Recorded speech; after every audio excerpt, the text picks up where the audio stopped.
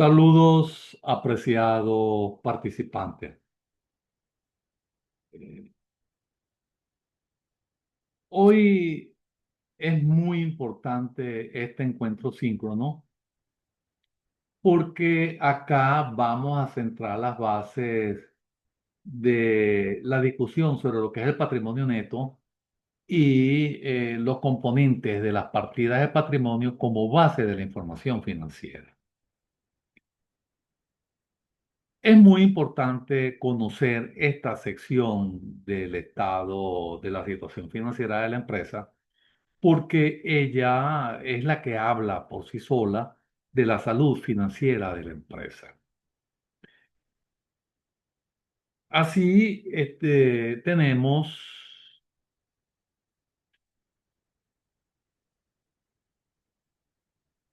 que el patrimonio neto es el resultado de una ecuación fundamental en contabilidad y es conocida por todos nosotros. Y el patrimonio neto es igual al pasivo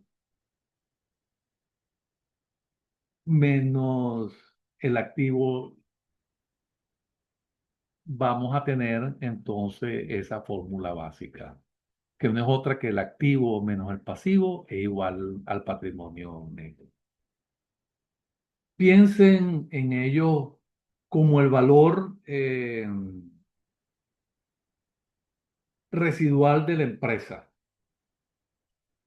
Es lo que quedaría si viéramos todos los activos, si los vendiéramos, y pagáramos todas las deudas. En otras palabras, representa la participación real de los propietarios de la empresa. Pero, ¿por qué nos debemos o por qué nos debe importar tanto a los futuros contadores esto? Porque el patrimonio no es solo un número en el balance, es un indicador vital de la salud financiera de la empresa y la solvencia de la compañía. Una empresa con un patrimonio neto sólido y creciente generalmente es percibida como estable y financieramente fuerte, capaz de enfrentar desafíos y de crecer. Por otro lado, un patrimonio neto débil o peor aún negativo es una señal de alerta importante para cualquier auditor. Además, el patrimonio es una de las fuentes clave de financiación para cualquier empresa, para cualquier negocio, para cualquier institución, compañía, ya sea a través de las aportaciones iniciales de los socios o de las utilidades que la empresa decide retener. El patrimonio da financiamiento a operaciones de inversión y a expansiones. Como auditores necesitamos entender de dónde provienen estos fondos y cómo se están utilizando. De, Se desprende, por decirlo de esa forma, de lo expuesto, que el patrimonio nos permite evaluar la gestión de la empresa y la forma en que están distribuyendo los beneficios. Están reteniendo la utilidad para reinvertir, están pagando dividendos o accionistas. Estas decisiones tienen un impacto directo en el patrimonio y son un foco de atención para nosotros como auditores.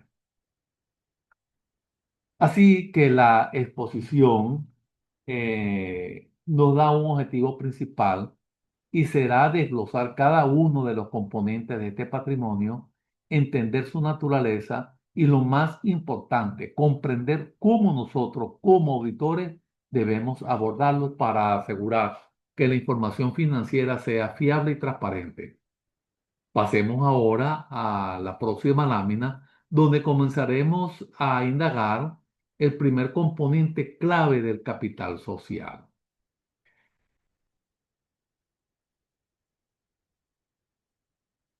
Muy bien, aquí estamos ya en esta tercera lámina y nos estamos penetrando en ese tejido tan importante en el que quizás sea el componente más fundamental del patrimonio, el capital social.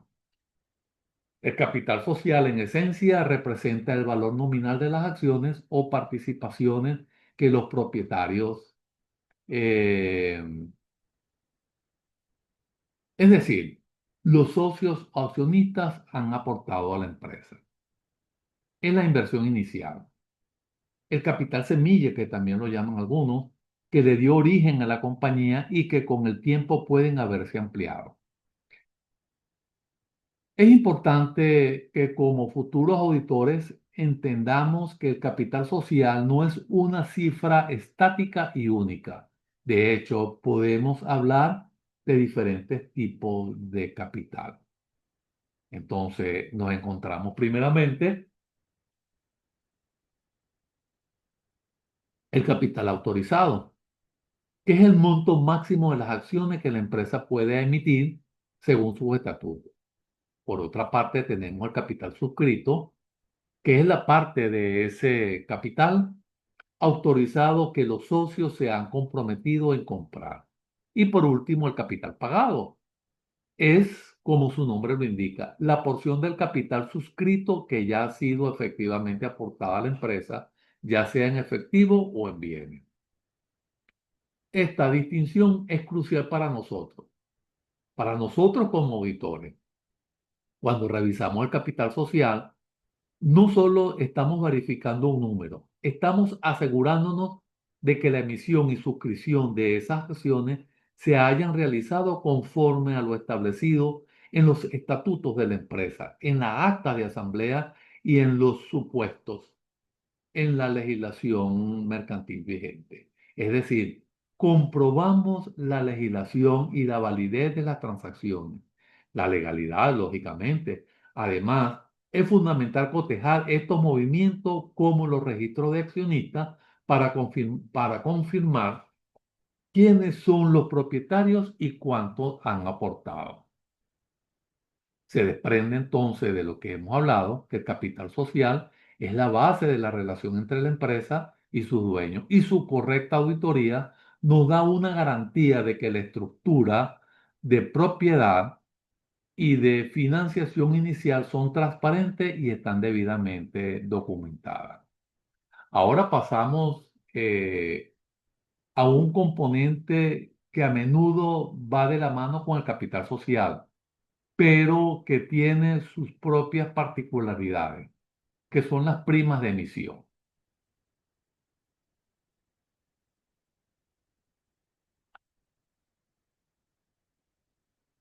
Continuando con la indagación y penetrando esas capas del patrimonio, llegamos a esta lámina donde hablamos de las primeras o de las primas, perdón, de emisión. Este concepto puede sonar un poco técnico al principio, pero es bastante lógico una vez que lo entendemos. ¿Qué son las primas de emisión?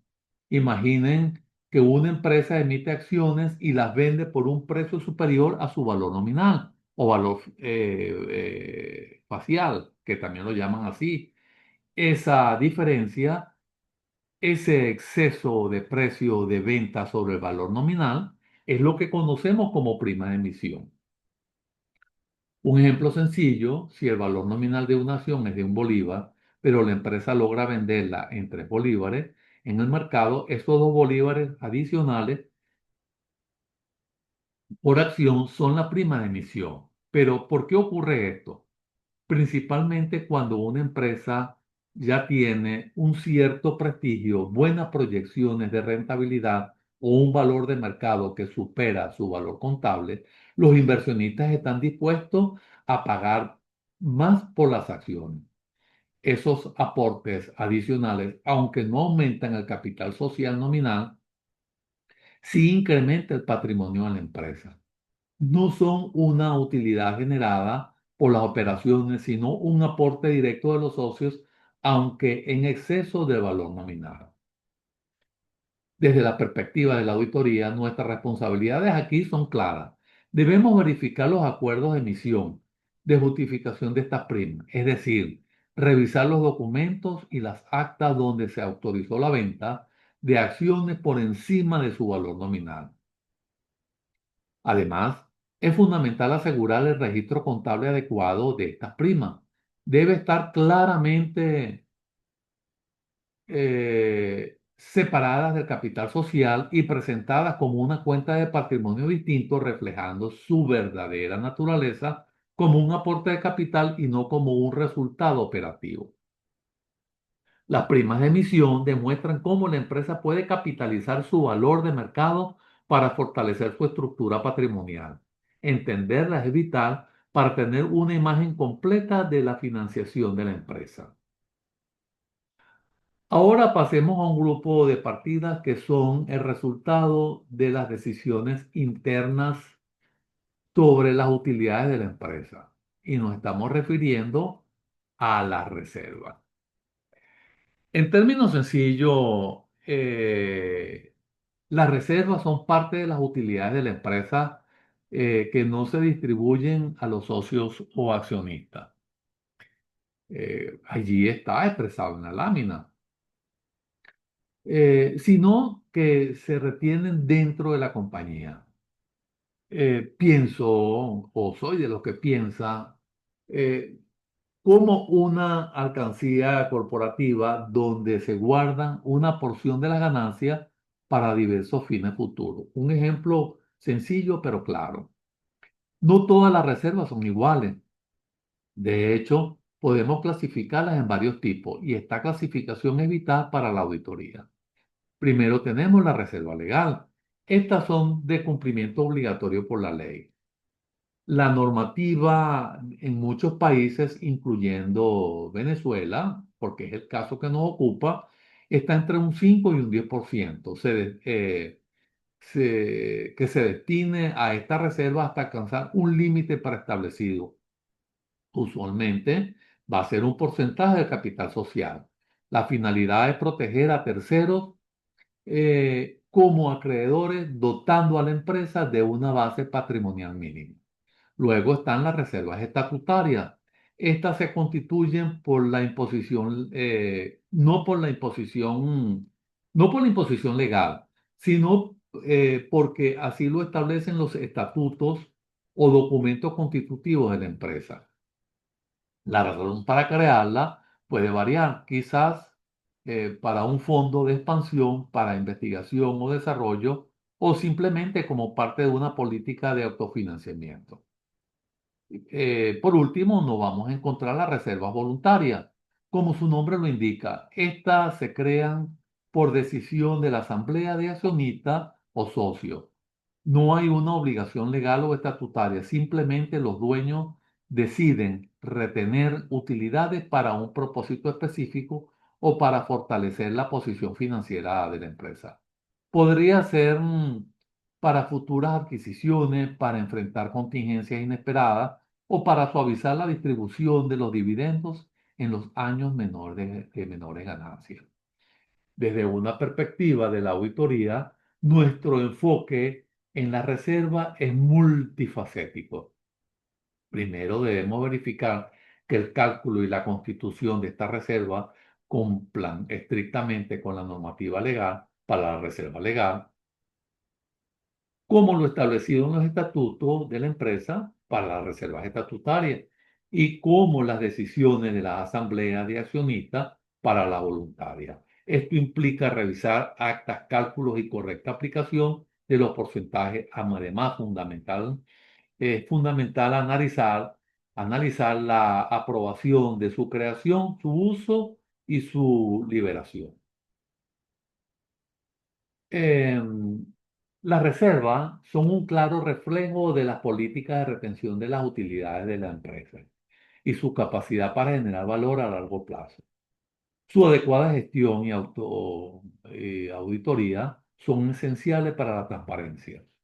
Ahora pasemos a otra parte crucial de que las reservas eh, representan las ganancias o pérdidas acumuladas a lo largo del tiempo, los resultados acumulados. Siguiendo con los componentes del patrimonio, los resultados eh, acumulados en una cuenta que nos revela la historia financiera de la empresa a lo largo de su vida. Entonces, ¿qué son exactamente los resultados acumulados? Es el saldo acumulado de las ganancias y las pérdidas netas de todos los ejercicios anteriores de la empresa que ha tenido y que no han sido distribuidos a los socios ni capitalizadas tampoco. Dicho de otra forma, es el pozo donde caen todas las utilidades o pérdidas netas de la empresa de años pasados que la empresa ha decidido retener. Esta partida es el reflejo directo de la rentabilidad histórica de la empresa. Si este saldo es positivo, estamos hablando de utilidades retenidas, lo que implica que la compañía ha sido rentable a lo largo del tiempo y ha decidido reinvertir o guardar esas ganancias. Si el saldo es negativo, estamos ante las pérdidas acumuladas, lo cual obviamente es una señal de que la empresa ha tenido más egresos que ingresos en su historia, lógicamente, o que sus pérdidas han superado las ganancias. Para otros y para nosotros como auditores, el análisis de los resultados acumulados es fundamental y para ello debemos analizar en detalle los movimientos de estas cuentas durante el periodo que estamos auditando. Este incluye la adición de la utilidad neta del periodo anterior, cualquier distribución de dividendos o capitalización de utilidades o la absorción de pérdidas. Por otra parte, vamos también a verificar la correcta aplicación de las utilidades o pérdidas. Esto significa eh, asegurarnos de que las decisiones sobre cómo se usan o se compensan estos resultados, por ejemplo, si se destinan la reserva o se utilizan para cubrir pérdidas de ejercicios anteriores, estén en línea con la ley o con los acuerdos internos de la empresa. Entonces es necesario observarlo y de manera crítica asegurar que cualquier distribución de dividendos de estas utilidades acumuladas estén debidamente autorizados por la Asamblea de Accionistas y cumpla con la normativa legal y estatutaria. Por lo tanto, los resultados acumulados nos dan una visión profunda de cómo la empresa ha gestionado sus ganancias y pérdidas a lo largo del tiempo. Y su correcta auditoría es esencial para verificar la fiabilidad de esa historia. Pasemos a un concepto muy relacionado, eh, que es resultado, que es el resultado, ¿verdad? Más inmediato de la gestión de la empresa. Y estamos hablando del resultado del ejercicio actual. En esta lámina nos enfocaremos en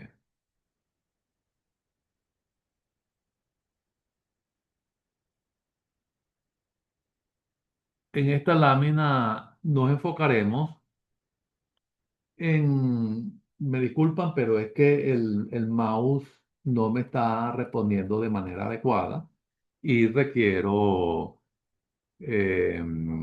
ajustarlo. Entonces, en esta lámina nos enfocamos en el resultado del ejercicio,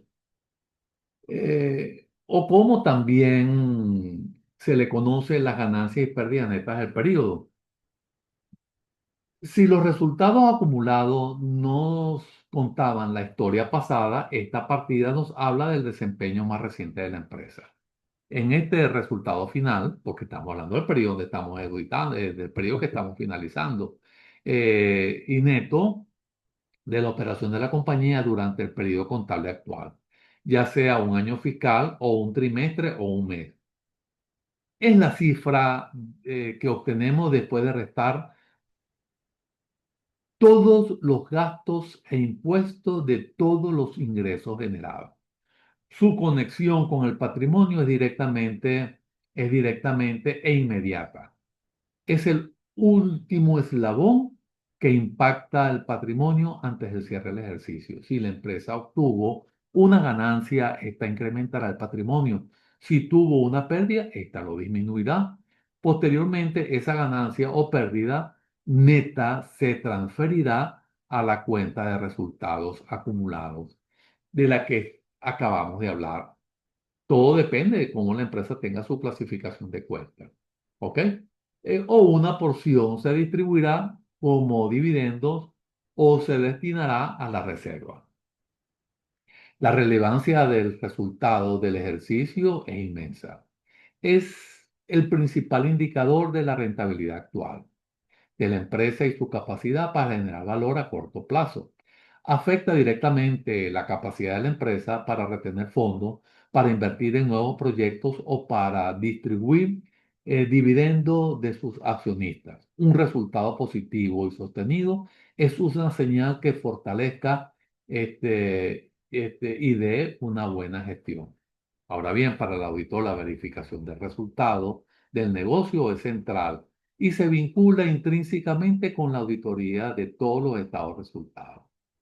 Entonces, esto implica revisar los ingresos y gastos de la empresa, asegurar que se hayan aplicado correctamente los principios de contabilidad y las normas NIF y las aplicado lógicamente en nuestro país y verificar que todos estos rubros que componen los resultados o ese resultado final esté correctamente calculado, clasificado y respaldado. En esencia, el auditar los resultados del ejercicio, entonces estamos certificando que la cifra que se presenta como ganancia o pérdida es fiel reflejo de la actividad económica de la empresa en ese periodo. Ahora, para cerrar nuestra revisión de los componentes del patrimonio, hablemos de una partida un poco más especiales o que no siempre pasan por el estado de resultados. Y estamos hablando de otros resultados integrales.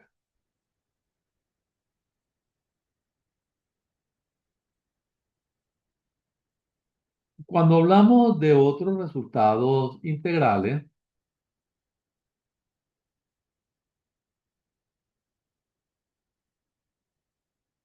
aquí vamos a abordar un concepto que a veces puede generar confusión, pero es muy importante bajo las normas internacionales de información financiera y las normas internacionales de contabilidad. A diferencia de las ganancias o pérdidas que vimos en el resultado del ejercicio, los otros resultados integrales o simplemente ORI son partidas de ganancias y pérdidas que por norma contable no se reconocen en el estado de resultado tradicional del periodo, sino que impactan directamente el patrimonio neto de la empresa. ¿Por qué existe esta distinción? Es la pregunta que por lo general nos formulamos. Y la respuesta es porque estas partidas representan cambios en el valor de ciertos activos o pasivos que no son el resultado de las operaciones normales del negocio ni de las transacciones directas con los propietarios. Son, por decirlo de alguna manera, ganancias o pérdidas no relacionadas o que se reconocen de forma diferente hasta que se cumplan ciertas condiciones. Algunos ejemplos comunes de los ORI, tenemos las ganancias y pérdidas por revaluación de activos. Cuando revaloramos los activos, cuando una empresa revalúa la propiedad, planta y equipo y su valor razonable, y este valor es superior al contable, esas ganancias por revaluación se reconocen como ORI en el estado de resultados. Tenemos otro aspecto de suma importancia y observancia, es la diferencia de cambio por conversión de operaciones en el extranjero. Si una empresa tiene subsidiarias o sucursales en otros países y debe convertir sus estados financieros en la moneda de representación de la matriz, la diferencia que surge en esa conversión suelen ir a esta clasificación. Y tenemos los ajustes por instrumentos financieros donde ciertas ganancias o pérdidas de instrumentos financieros complejos como los derivados de la cobertura, también se reconoce en esta sección. Entonces, la importancia de los ORI radica en que, aunque no afecten la utilidad neta del periodo, sí impactan directamente el capital total de la empresa, modificando su patrimonio neto. Como auditores debemos estar atentos a estas partidas porque pueden ser significativas y afectar el porcentaje del valor total de la empresa. Desde el punto de vista de la auditoría, nuestro rol es crucial. Debemos verificar que el conocimiento y la revelación de estas partidas cumplan estrictamente con lo establecido en las normas de información financiera y las normas de información contable pertinentes. Esto implica entender la naturaleza de estos ORI, los criterios para su medición y cuándo deben ser reclasificados o transferidos o resultados si esto aplica. Entonces, ahora que hemos desglosado cada uno de los componentes del patrimonio, es fundamental que veamos cómo el auditor aplica todo este conocimiento en la práctica. Pasemos entonces a la lámina siguiente para ver el papel específico del auditor. Hemos recorrido en detalle cada uno de los componentes del patrimonio desde el capital inicial hasta la reserva y otros resultados intangibles. En esta lámina sintetizaremos cómo esos conocimientos se entienden y pueden entender cuál es el papel crucial para el auditor en la verificación de esta partida. Es por eso que el objetivo principal del auditor del patrimonio es garantizar que las cifras presentadas de los estados financieros son confiables, completas y están correctamente reveladas. Para lograr esto, nos centramos en varios objetivos claves de la auditoría. Existencia, no, entonces nos preguntamos, ¿realmente existen estas partidas? El capital social que se reporta es realmente el que ha sido suscrito y pagado. Por otra parte está la integridad. Y otra pregunta podría ser, ¿están todos los movimientos y transacciones que afectan el patrimonio registrado? No se ha omitido ninguna emisión de acciones y distribución de dividendos. Y también tenemos la evaluación. Y la pregunta propia para esto es, ¿los valores presentados por cada componente del patrimonio son correctos y están medidos de acuerdo con los principios contables aplicados? Entonces, llegamos hacia lo que es la presentación y la revelación. Y la interrogante es, ¿el patrimonio está correctamente clasificado en el balance general y se ha revelado todas las notas explicativas necesarias sobre sus componentes, restricciones o movimientos? Entonces, para cumplir eh, con estos objetivos llevamos a cabo una serie de procedimientos de autoridad comunes. Y uno de los primeros es revisar minuciosamente las actas de asamblea de accionistas y las escrituras constitutivas de la empresa. Estos documentos son la Biblia que nos indican cómo está conformado el capital y se ha aprobado y distribuido sus dividendos. También es fundamental conciliar todos los movimientos de las cuentas de capital y reserva a lo largo del periodo. Esto implica verificar cada aumento y disminución que tenga soporte documental adecuado. Y un punto crítico es la verificación de los dividendos declarados y pagados. Nos aseguramos de que nuestros montos sean correctos, que la decisión de pago, bueno, nuestros montos no, los montos reflejados en el balance, ¿ok? Y que el proceso haya ejecutado correctamente. Y analizaremos las políticas contables aplicadas a cada componente del patrimonio. Entonces, la importancia de una auditoría rigurosa de patrimonio no puede subestimarse, porque esta proporciona confianza y seguridad a los accionistas, a los inversionistas, a los bancos y además usuarios de la información financiera al asegurar que la base de la inversión y los resultados acumulados de la empresa están representados de manera fiel y transparente. Y por otra parte, también nos permite detectar posibles irregularidades o errores significativos que puedan presentarse en un momento determinado. Entonces, con esto en mente podemos pasar a el acto conclusivo donde haremos un breve resumen y abriremos un espacio para preguntar o imaginarnos el futuro. Entonces, el patrimonio es el pilar que nuestra inversión de los dueños y la acumulación de los resultados de la gestión. Entonces, hemos llegado al final de nuestro recorrido por los componentes de la partida de patrimonio y su vital importancia en la auditoría. Entonces, quiero que nos llevemos algunas ideas y por supuesto, abriremos ese compás para nosotros formularnos, cuestionarnos y cuestionar y dudar. Como hemos visto, el patrimonio neto no es solo una cifra, es un estado financiero, es el reflejo más fidedigno de la salud financiera de la empresa. Y finalmente, y fundamentalmente, representa la inversión real de sus propietarios y la acumulación de los resultados en su gestión a largo plazo, a lo largo del tiempo. Cada componente que desglosamos, el capital social, las primas de emisión, la reserva y los resultados acumulados, el resultado del ejercicio y otros resultados integrantes, nos cuentan una parte esencial de la historia financiera de la compañía. Para nosotros como auditores, comprender y verificar a fondo cada una de estas partidas no es una opción, es una responsabilidad ineludible. Una auditoría rigurosa del patrimonio es lo que garantiza la transparencia, la confiabilidad y la credibilidad de la información financiera. Es lo que permite a inversionistas, acreedores y a la propia gerencia tomar decisiones informada, bien estructurados esos problemas y basados en datos que reflejan la verdadera situación de la empresa.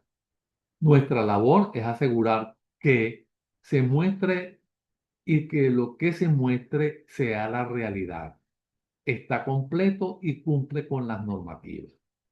En un entorno económico, la confianza en la información financiera es un pilar fundamental y el patrimonio, al ser la base de la estructura de capital y acumulación de valor, juega un rol central en esa confianza. Muchas gracias por haber acompañado en este encuentro. Es muy importante, les recuerdo, que en la interacción está la clave de la construcción colaborativa del conocimiento y por eso siempre voy a estar dispuesto a mantener las invitaciones para ustedes. Muchas gracias. Hasta pronto.